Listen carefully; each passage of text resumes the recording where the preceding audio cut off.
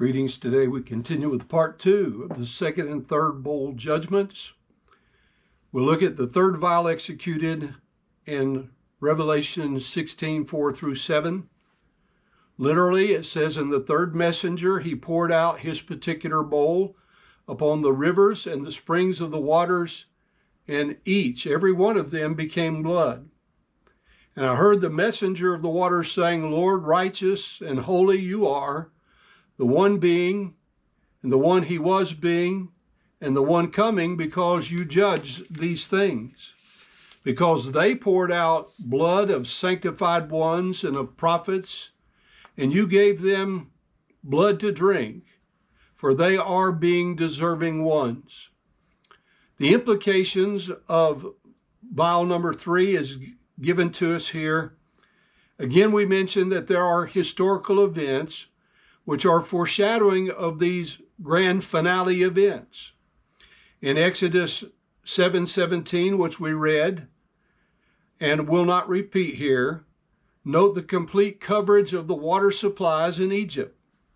Specifically, Exodus 7:19 declared that not only was the Nile River affected, but also the streams, the rivers, the ponds, and the pools, even the water that had already been drawn and stored in vessels of wood and of stone was affected. The equivalent of this singular ancient judgment is meted out in two separate judgments here in Revelation 16:3 through 7, where it affects all of the earth as opposed to 1/3 of the earth as it did in the second and third trumpets in chapter 8, verses 8 through 11. And again, let me stress the penalty is consistent with the crime. The stated crime was the shedding of the blood of saints and of prophets. The stated penalty is having to drink blood. Some would argue against literal blood in favor of a mere blood red color. Their argument rests solely upon the word just as in Revelation 16:3, where they take it to mean just as blood in color. Actually, it says it became blood just as a dead body. The waters became like the blood of a dead body, not even like the blood of a living body. The blood banks only use the body's blood that comes from live people. They do not use the blood of dead bodies. Why not? Because there's a difference between the two, which is what is being stressed here. Further, some would observe that the phrase fitting it is could have been stated this way: it is what they deserve.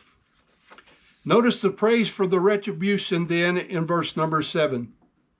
Literally, and I heard another of the same kind from the altar saying, that would be a living creature as we understand, yes, Lord, the Almighty particular God, truths and righteousnesses are the judgments of you. Now, the United Bible Society text states the neuter altar is speaking. The Textus Receptus uses the pronoun, whose antecedent should properly be another of the four living creatures from Revelation 15, verse 7. Thus, the United Bible Society usage would force us to understand the personification of the altar itself speaking. The implication of the King James from the Textus Receptus is that the messenger of the altar does the speaking in the same manner as the angel of the water spoke in Revelation 16:5.